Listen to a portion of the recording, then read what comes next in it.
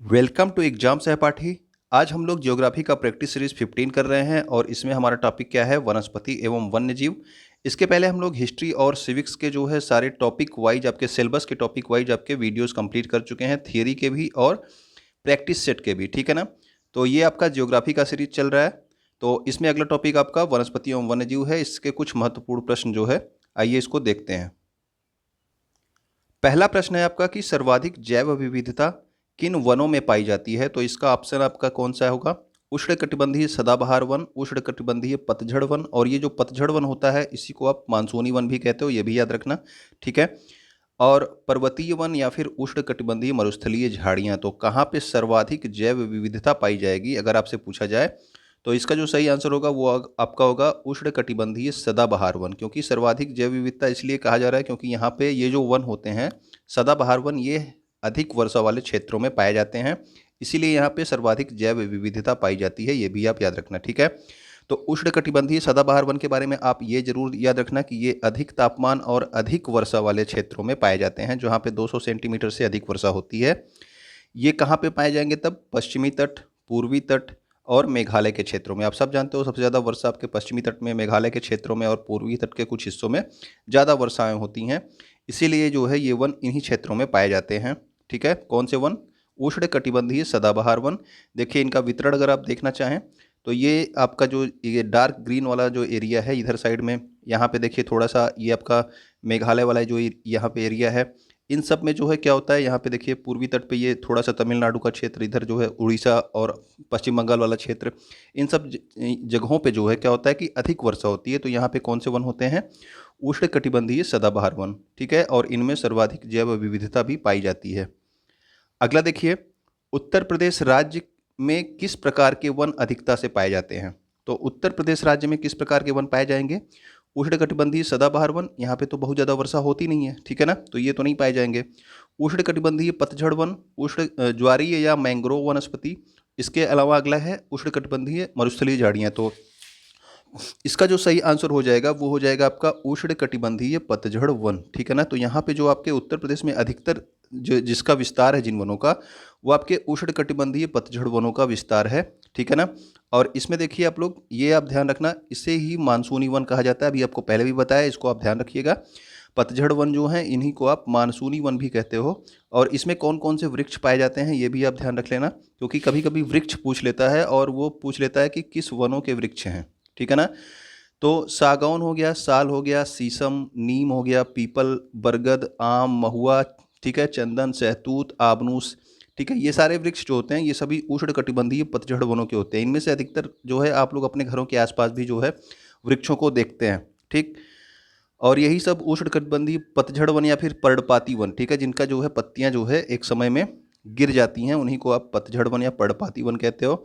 देखिए इनका विस्तार जो है काफ़ी लंबे क्षेत्रों पे है, ठीक। ये वाला जो एरिया, जो हल्का ग्रीन वाला जो एरिया है, ये सब यहाँ पे, इधर सब यहाँ से लेके यहाँ तक सब है ना, ये सभी जो है आपका किस में है? ये सब आपके उष्णकटिबंधीय पतझड़ वन में आते हैं। यहाँ पे उत्तर प्रदेश का पश्चिमी पश्चिमी भाग का थोड़ा सा एरिया किस में आ जाता है? वो आपके मरुस्थली वाले में आ जाता है, ठीक है ना। बाकी और सब आपका किस में है? ये आपके उष्णकटिबंधीय पतझड़ वन में है, ठीक है। अगला देखते हैं हम लोग, शंकुधारी वृक्ष किन वनों में मिलते हैं? तो शंकुधारी वृक्ष किन वनों में मिलेंगे? शंकुधारी वृक्ष आपके, शंकु जानते हैं आप लोग क्या होता है? ये आपका कोन होता है, इस तरह के वृक्ष होते हैं, ठीक है। तो इस तरह के वृक्ष होते हैं, ये आपके किन टाइप के वनों में मिलते हैं? ज्वारी या मैंग्रोव वनों में मिलते हैं, उष्णकटिबंधीय सदाबहार वनों में, उष्णकटिबंधीय पतझड़ वनों में। तो पतझड़ में तो नहीं मिलेंगे, पतझड़ के वृक्ष आप लोगों ने देखे ही हैं। और आपका पर्वतीय वन, तो इसका जो सही आंसर हो जाएगा वो क्या होगा कि जो शंकुधारी वृक्ष होते हैं ये क्या होते हैं? ये पर्वतीय वनों में मिलते हैं, ठीक है ना। पर्वतों पे ये पाए जाते हैं शंकुधारी वृक्ष, ठीक। ये देखिए यहाँ पे पर्वतीय वन इसका जो है सही आंसर है। और ये जो है समुद्र तल से 1500 से 2500 मीटर की ऊंचाई के बीच में जो पेड़ पाए जाते हैं उनका आकार किस तरह का होता है? शंक्वाकार, मतलब शंकु के आकार का होता है, इस तरह से उनकी पत्तियों का आकार होता है, ठीक है ना। तो ये आपके 1500 से 2500 मीटर की ऊंचाई पे पाई जाती हैं। और आपका पर्वतीय वनों में कौन कौन से वन हैं? वनों में जो वो पौधे हैं उनका नाम भी इम्पोर्टेंट है, वो भी आपसे मिलान करने के लिए पूछा जा सकता है, ठीक है ना। तो इन वनों के जो पेड़ों के नाम हैं इसको आप ध्यान रखिएगा किस वन के ये पेड़ हैं। ओक हो गया, देवदार हो गया, लारेल हो गया, मैग्नोलिया हो गया, चीड़, पाइन, चेस्टनट, ठीक है ना। तो ये सारे वृक्ष जो हैं ये सब आपके किस में आते हैं, शंकुधारी वृक्ष में आते हैं। तो देवदार ओदार का नाम, देवदार का, चीड़ का, पाइन का, इन सब का नाम आप लोग याद रखना, क्योंकि ये सब आपके मिलान वाले क्वेश्चंस में मिल सकते हैं, ठीक है ना।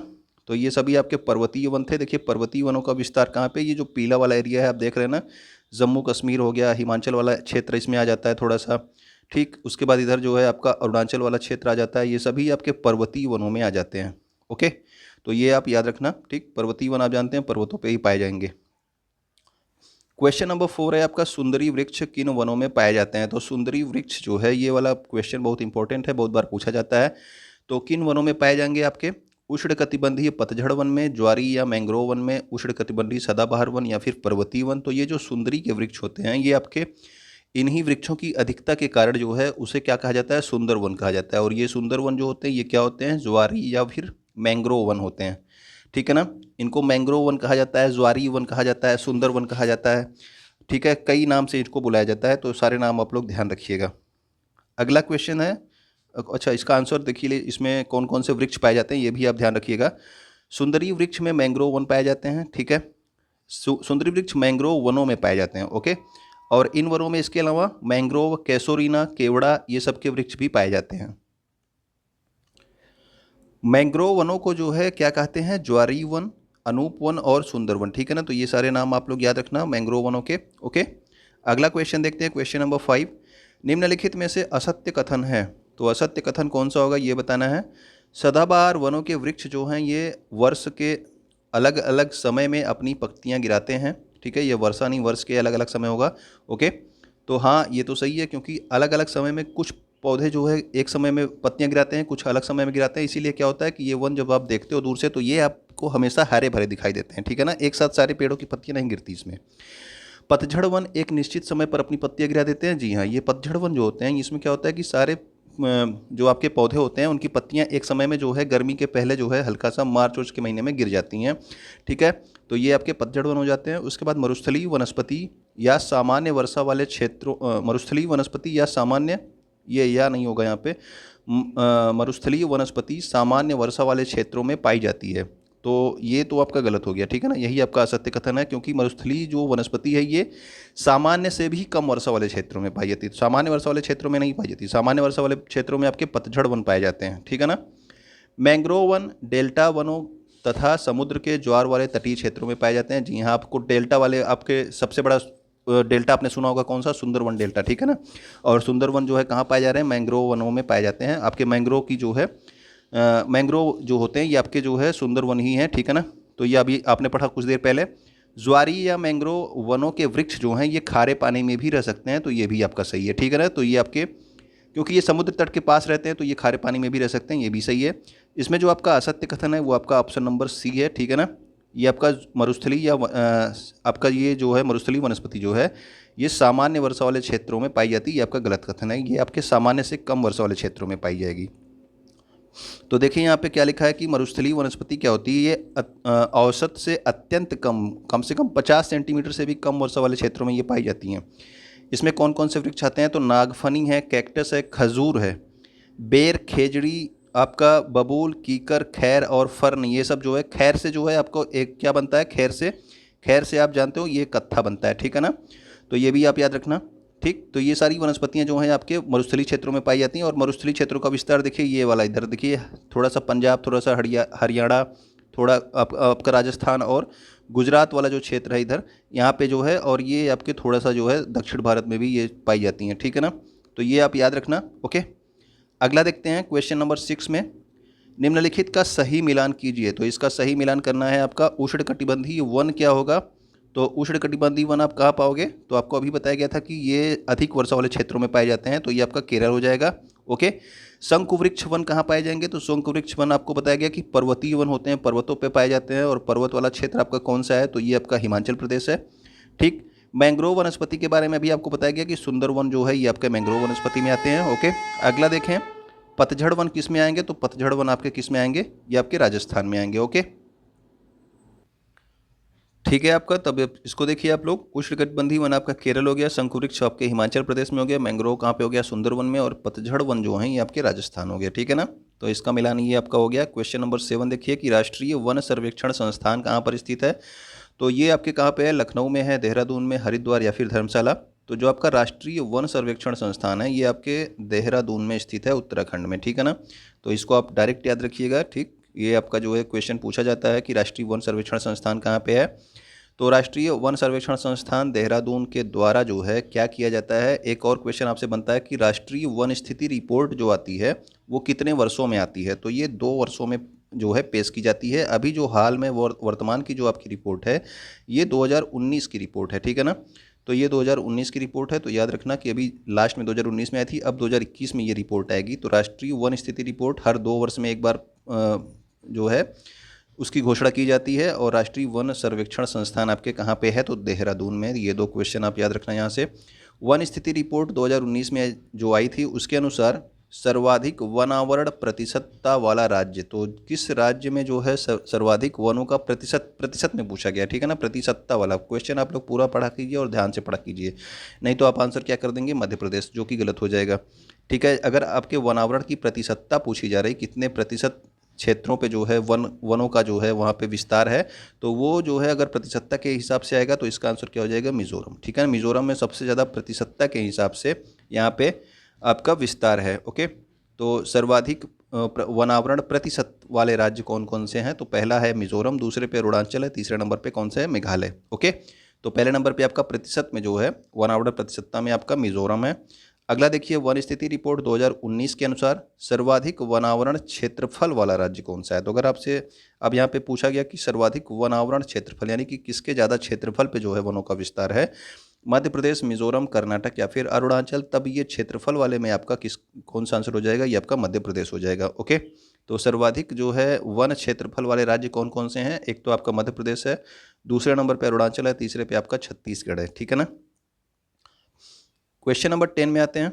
वन स्थिति रिपोर्ट 2019 के अनुसार किस राज्य के वन क्षेत्रफल में सर्वाधिक वृद्धि हुई, यानी कि जब आपका 2017 में आया था उसके बाद 19 में, तो किस में जो है सबसे ज़्यादा जो है इनमें वृद्धि हो गई, ठीक है। वन के क्षेत्रफल में अरुणाचल प्रदेश में वृद्धि हुई, या फिर मिजोरम में, या फिर छत्तीसगढ़, या फिर कर्नाटक में।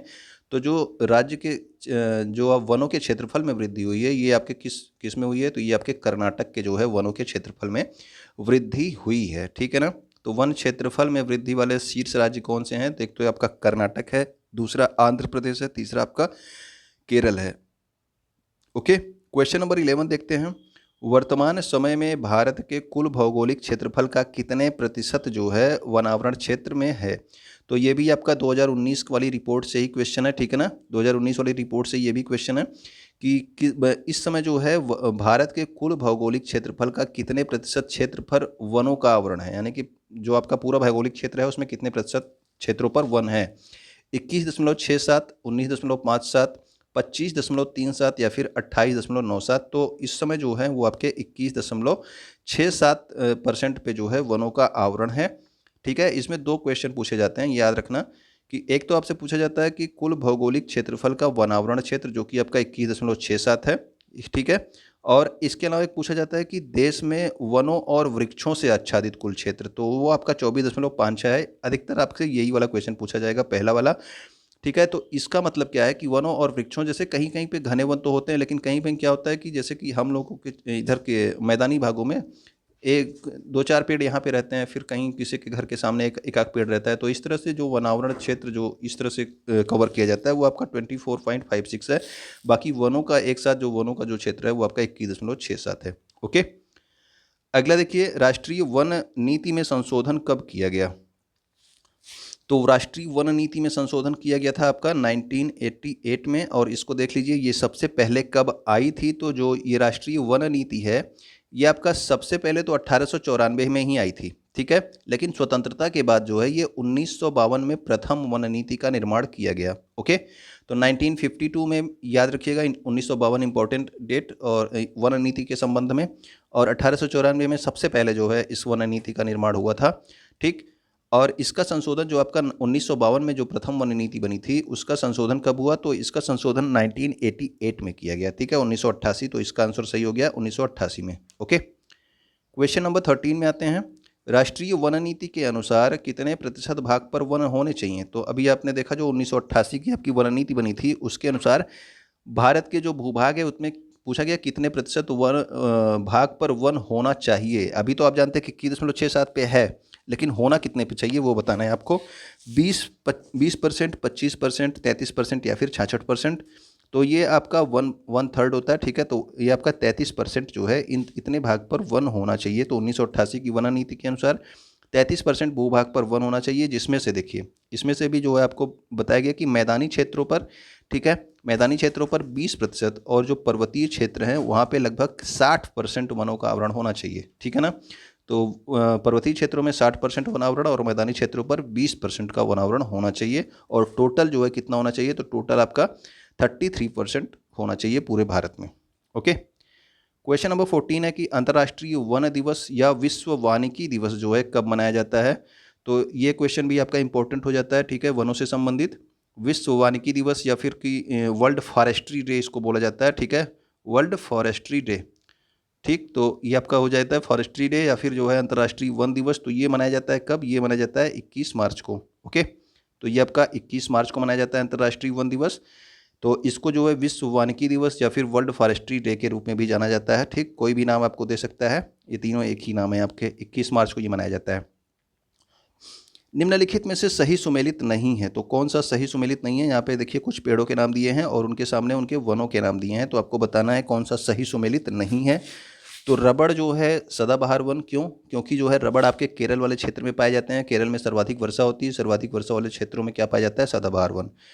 सागौन आपका मानसूनी वन, मानसूनी वन को आपको बताया गया कि पतझड़ वन जो है कहते हैं। सागौन भी आप लोगों का जो एरिया है उत्तर प्रदेश का, उसमें क्या होता है कि ये आपका पतझड़ वन वाले क्षेत्र में आता है, ठीक है ना। तो सागौन के वृक्ष तो आपने देखे ही होंगे अपने आसपास, ठीक है ना। तो ये आपके मानसूनी वन में है। कैक्टस आपका मरुस्थलीय वन, ठीक है, कैक्टस में कांटेदार जो है संरचनाएं निकली होती हैं, ठीक है ना। तो ये आपके जो आपकी कटीली झाड़ियाँ होती हैं ये सब आपके मरुस्थलीय क्षेत्रों में पाई जाती हैं। चीड़ आपका ज्वारी वन, ज्वारी वन तो आपको बताया गया था क्या होता है? मैंग्रोव होता है, ठीक है ना। वहाँ पे सुंदरी के वृक्ष, कैसूरीना के वृक्ष ये सब पाए जाते हैं। तो चीड़ जो होता है ये तो पर्वतीय वन है, ठीक है ना। तो ये आपका सही आंसर हो जाएगा क्योंकि ये सही सुमेलित नहीं है, ठीक है। इसके अलावा देवदार जो है ये पर्वतीय वन है। तो देवदार के बारे में तो अभी आपको बताया गया कि देवदार जो है पर्वतीय वन है। चीड़, पाइन, चेस्टनट ये सब क्या थे? आपके पर्वतीय वन थे, ठीक है ना। तो चीड़ आपका ज्वारी वन नहीं होगा, ठीक। अगला देखिए, इसमें देखिए अब तो चीड़ क्या होगा? तो चीड़ एक पर्वतीय वन था, ठीक है ना। अगला देखिए क्वेश्चन नंबर 16 में आपका है कि समुद्र तल से सर्वाधिक ऊंचाई पर पाया जाने वाला वृक्ष है। तो सबसे ऊंचाई पर कौन सा वृक्ष पाया जाता है? तो ये आपका देवदार है, सागौन है, साल है या फिर चीड़। तो निम्नलिखित में से जो ये चारों नाम है इसमें सबसे ऊंचाई पर पाया जाने वाला वृक्ष कौन सा है? तो ये आपका देवदार का वृक्ष है। ओके। तो ये आपसे पूछा गया समुद्र तल से सर्वाधिक ऊंचाई पर, तो याद रखना। तो ये वाला जो क्वेश्चन है इसका जो आंसर होगा ये होगा आपका देवदार, ठीक। तो देवदार के वृक्ष हिमालयी क्षेत्र में 1500 से 2500 मीटर की ऊंचाई पर पाए जाते हैं। और देवदार जो है ये समुद्र तल से सर्वाधिक ऊंचाई पर पाया जाने वाला वृक्ष है। ओके। समुद्र तल से सर्वाधिक ऊंचाई पर पाया जाने वाला वृक्ष कौन सा है? तो वो आपका देवदार है। तो अगर आपको पसंद आया होगा तो वीडियो आप लाइक कर देंगे, कमेंट जो है कर दिया कीजिए। आप लोग कमेंट भी नहीं करते हैं, भाग जाते हैं, ठीक है। और वीडियो शेयर करना सबसे ज़्यादा ज़रूरी है, ये आप ज़रूर कर देंगे। इसके अलावा आप लोग इंस्टाग्राम, टेलीग्राम और फेसबुक पे फॉलो कर सकते हैं एग्जाम सेफ आरटी को।